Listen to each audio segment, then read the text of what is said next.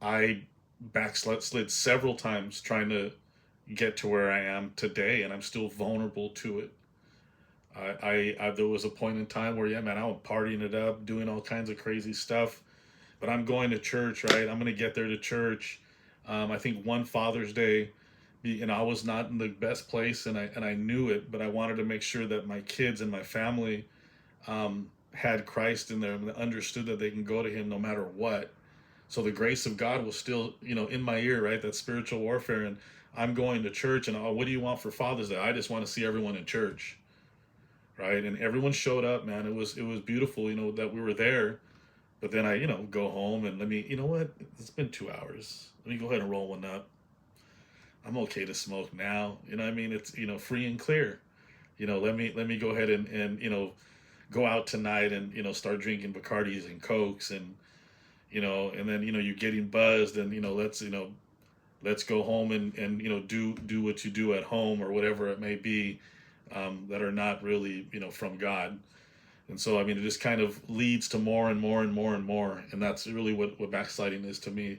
And we're all vulnerable to it, as Isaac said. So just wanted to kind of throw that out there. And if you didn't, speak on it right now, just kind of keep that in mind, what it is to you.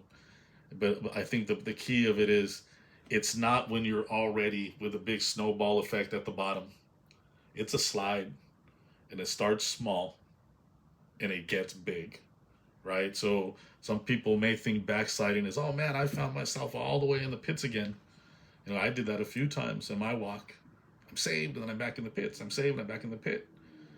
But it starts even with the smallest thing, with spiritual warfare, right? So that's what I just wanted to throw out there. I'm going to go ahead and speak on Galatians 5:1. It's pretty simple. So Christ has truly set us free. Now make sure that you stay free and you don't get tied up again, right? In slavery to the law, right? So make sure you don't get tied up again in slavery to the law. So Jesus died to set us free from sin and from a long list of laws and regulations. But he did not free us to do whatever we want, because that would lead us back into slavery to our selfish desires. Rather, thanks to Christ, we are now free and able to do what is impossible before, to live unselfishly.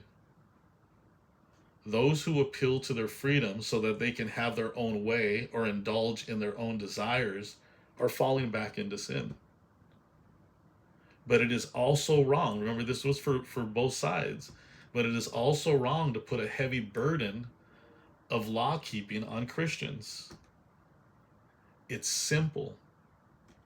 Work on your faith. Don't ever stop believing. Ever.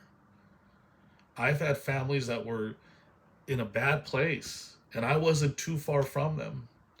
But I had conviction that was still telling me, come on, man. And if you have even the slightest, it's like they say, the slightest faith, if God's even providing you that grace and you have the slightest little piece of conviction, even though you're in a bad place, man, leverage that. That's God telling you, I want you back. Right? Just a little bit. You can be in the worst place.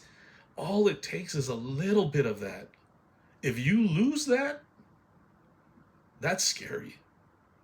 Like, that's really scary if you lose that conviction. So just remember, don't burden yourself with all the things that, hey, I'm doing wrong. I'm breaking this law. I'm breaking this law of Moses. I'm breaking this law of Moses. Don't put that all on you. It's simple. Ask for God's help. Love Him. Have faith in Him. Believe in Him.